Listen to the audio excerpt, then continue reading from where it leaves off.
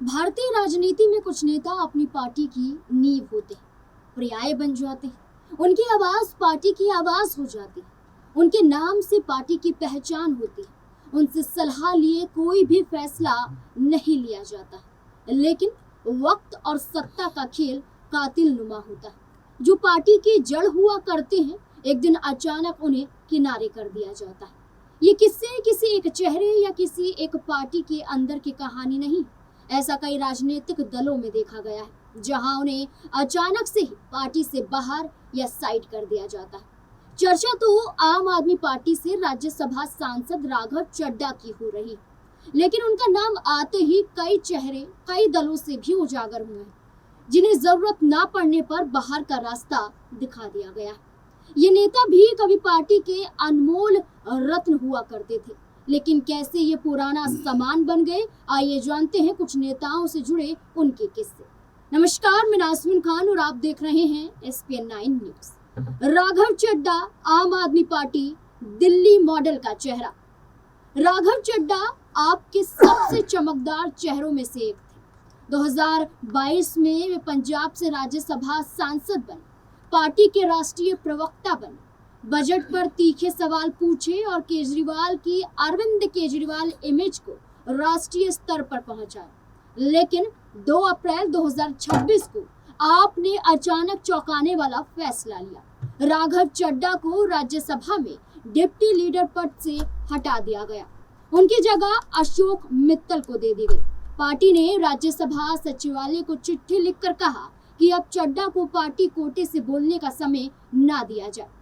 इस वक्त राजनीतिक एक्सपर्ट का मानना है कि 2025 दिल्ली विधानसभा चुनाव में आम आदमी पार्टी की हार के बाद राघव चड्ढा चुप हो गए थे। वे केजरीवाल के कार्यक्रमों से दूरी बना रहे थे, पार्टी की कोर एजेंडे से भी दूर हो गए थे।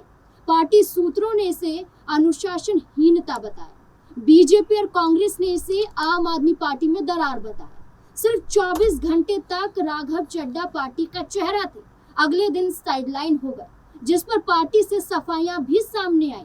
जहां संजय सिंह हो, आतिशी हो, सबने राघव चड्ढा पर आरोप लगाया और आप नेता सौरभ भारद्वाज ने वीडियो जारी कर खुलासा ही। राघव भाई, अभी आपका वीडियो देखा, हम सब लोग अरविंद केजरीवाल जी के सिपाही हैं और हमने तो एक ही बात सीखी थी, जो डर गया समझो मर गया।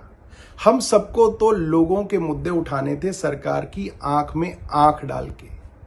पिछले कुछ दिनों में हमने देखा, जो भी कोई सीरियस मुद्दे सरकार के खिलाफ उठाता है, सरकार से प्रश्न पूछता है, लोगों की बात करता है, सरकार डिक्टेटर की तरह उसको तमाम सोशल मीडिया पर बैन कर रही है। चाहे वो ट्विटर हो, चाहे वो फेसबुक हो, चाहे वो यूट्यूब हो, सब जगह बैन किया जा रहा है। FIR दर्ज कराई जा रही है, मुकदमे किए जा रहे हैं।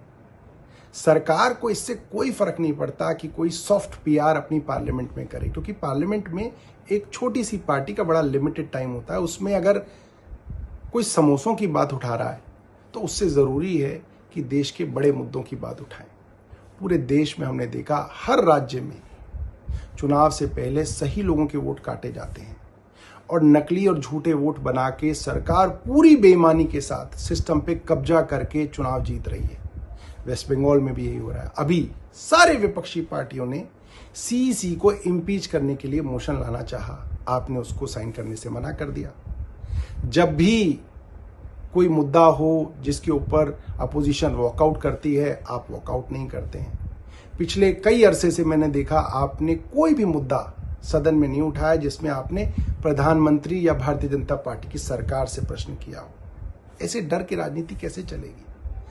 हम लोगों को पंजाब के मुद्दे उठाने हैं, जहां से आप चुन के आते हैं, आप वो मुद्दे भी उठाने से घबराते हैं। अभी गुजरात में पार्टी के करीब 160 कार्यकर्ताओं को झूठे मुकदमों के अंदर उनके ऊपर FIR दर्ज की गई, कईयों को गिरफ्तार किया गया, आप उस पर भी चुप रहे। तमाम नेता हमारे जेल में थे। अरविंद केजरीवाल जी को बतौर चीफ मिनिस्टर सरकार ने एक झूठे मुकदमे में गिरफ्तार कर लिया। आप उस समय भी जो है देश में नहीं थे, आप कहीं जाके छिप गए। मेरा मानना ये है कि देश के लिए असली मुद्दे हमें निडरता से और साहस से उठाने पड़ेंगे और भारतीय जनता पार्टी की आंख में आंख डाल के आपको मुद्दे उठाने पड़ेंगे। वरना देखिए, आपकी जो सॉफ्ट मुद्दे हैं उनसे उनको कोई फर्क नहीं पड़ता, बल्कि भारतीय जनता पार्टी तो कल से आपको सोशल मीडिया पे सपोर्ट कर रही है। आप इसके बारे में सोचिएगा और देखिएगा कि आप कहां से चले थे और कहां आ गए, और देश को किन चीजों की जरूरत है और आप कैसे बेहतर कर सकते हैं। धन्यवाद। कुमार विश्वास आम आदमी पार्टी अन्ना हजारे आंदोलन से सफर। कुमार विश्वास आम आदमी पार्टी के शुरुआती चेहरों में शामिल थे, संस्थापक सदस्यों में से एक थे। कुमार विश्वास जिसके चलते उन्हें राष्ट्रीय कार्यकारिणी सदस्य बनाया गया था। इसी के साथ पार्टी के स्टार प्रचारक और सबसे लोकप्रिय वक्ताओं में से एक बने। तभी तो आम आदमी पार्टी ने 2014 लोकसभा चुनाव में अमेठी सीट से राहुल गांधी के खिलाफ उन्हें उम्मीदवार बनाया था, लेकिन हार का सामना कुमार विश्वास को करना पड़ा था। कुमार विश्वास ने औपचारिक तौर पर एक दिन में पार्टी नहीं छोड़ी, बल्कि धीरे धीरे उनका पार्टी में प्रभाव कम होता गया और वे किनारे हो गए। इसके पीछे मुख्य कारण बताया गया, जिसमें नेतृत्व से टकराव बताया गया। 2015 के बाद आंतरिक राजनीतिक, राज्यसभा टिकट विवाद, खुले मंच से आलोचना, ये सब शामिल था। पार्टी के अंदर निर्णय लेने का तरीका और एक व्यक्ति केंद्रित राजनीति को लेकर कुमार विश्वास में नाराजगी थी, जो आगे चलकर बढ़ने लगी, जिसके चलते योगेंद्र यादव और प्रशांत भूषण के निष्कासन के समय कुमार विश्वास ने खुलकर विरोध नहीं किया, लेकिन बाद में असहमति जताई। फिर इसके बाद उन्हें पार्टी के अहम फैसलों से दूर रखा जाने लगा। बड़ा कारण बना राज्यसभा सीट। कुमार विश्वास को उम्मीद थी कि उन्हें राज्यसभा भेजा जाएगा, लेकिन पार्टी ने अन्य नेताओं को भेजा, जिससे उनका असंतोष बढ़ गया। धीरे धीरे कुमार विश्वास कई बार सार्वजनिक रूप से पार्टी नेतृत्व की आलोचना करने लगे और अंत में पार्टी छोड़ने का फैसला कर लिया। साल 2018 के बाद से आम आदमी पार्टी से पूरी तरह से कुमार विश्वास अलग हो गए। आरसीपी सिंह जेडीयू नीतीश कुमार के सबसे करीबी।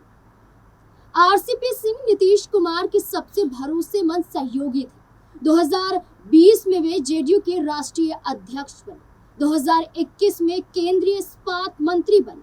वे नीतीश का राइट हैंड माने जाते थे, लेकिन 2022 में नीतीश ने उन्हें राज्यसभा का टिकट देने से इनकार कर दिया। फिर उन पर भ्रष्टाचार के आरोप लगे। 6 अगस्त 2022 को जेडीयू ने उनसे सफाई मांगी और उसी दिन आरसीपी सिंह ने पार्टी छोड़ी। उन्होंने कहा, नीतीश कुमार के साथ 30 साल का रिश्ता था, लेकिन अब खत्म है। नीतीश ने उन्हें गद्दार नहीं कहा, लेकिन पार्टी ने साफ कर दिया, अब कोई जगह पार्टी में उनके लिए बची नहीं है। आज वे जेडीयू से बाहर हैं। संजय जोशी बीजेपी, आरएसएस का चाणक्य। संजय जोशी बीजेपी और आरएसएस के पुराने योद्धा थे। 1990 के दशक में वो गुजरात बीजेपी के महासचिव बने और संगठन को मजबूत किया, लेकिन 2005 में एक सीडी कांड के बाद उन्हें हटा दिया गया। 2011 में नितिन गडकरी ने पार्टी में उनकी वापस एंट्री कराई, लेकिन दरार भर नहीं पाई। तब गुजरात के मुख्यमंत्री रहे नरेंद्र मोदी इस फैसले से खफा नजर आए कि क्यों उन्हें फिर से भारतीय जनता पार्टी में ले लिया गया। आखिरकार 8 जून 2012 को संजय जोशी ने बीजेपी से इस्तीफा दे दिया। 2014 के बाद वे पूरी तरह साइडलाइन हो गए। 2015 में उनके जन्मदिन पर पोस्टर लगाने वालों को पार्टी ने नोटिस थमा दिया। आज भी वे बीजेपी के लिए क्लोज चैप्टर हैं। गुलाम नबी आजाद, कांग्रेस 50 साल की सेवा। गुलाम नबी आजाद कांग्रेस के सबसे बड़े चेहरों में से एक थे। जम्मू कश्मीर से राज्यसभा सांसद, स्वास्थ्य मंत्री और कांग्रेस महासचिव रहे। 2022 में राहुल गांधी की एक व्यक्ति एक पद नीति और पार्टी में सलाह मशवरे की कमी का जिक्र करते हुए 26 अगस्त 2022 को उन्होंने 5 पेज का पत्र लिखकर कांग्रेस छोड़ दी। उन्होंने सोनिया गांधी को खत में लिखा, राहुल गांधी ने पार्टी का परामर्शी तंत्र नष्ट कर दिया है। फिर आजाद ने अपनी पार्टी डीपीएपी बनाई, लेकिन कांग्रेस में वे पर्याय थे, आज साइडलाइन हो गए हैं। दिनेश त्रिवेदी, टीएमसी, ममता की सरकार में मंत्री। दिनेश त्रिवेदी तृणमूल कांग्रेस के वरिष्ठ नेता थे। और वे रेल मंत्री भी रह चुके हैं। 2021 में पश्चिम बंगाल चुनाव से पहले 12 फरवरी 2021 को उन्होंने राज्यसभा से इस्तीफा दे दिया। उन्होंने कहा, बंगाल में हिंसा और घटनाएं सहन नहीं हो रही। इस्तीफे के बाद उन्होंने मोदी की तारीफ भी की। ममता बनर्जी की टीएमसी में वे पुराने विश्वास पात्र थे, लेकिन अचानक किनारे कर दिए गए। राज ठाकरे शिवसेना बाल ठाकरे के भतीजे। राज ठाकरे शिवसेना के सबसे आक्रामक चेहरे थे, लेकिन 2003 में उद्धव ठाकरे को कार्यकारी अध्यक्ष बना दिए जाने के बाद राज ठाकरे को अपमान महसूस हुआ। 27 नवंबर 2005 को शिवाजी पार्क जिमखाना में भावुक भाषण देते हुए उन्होंने शिवसेना छोड़ दी। उन्होंने कहा, मैं सिर्फ सम्मान मांग रहा था, मुझे सम्मान नहीं मिला अपमान।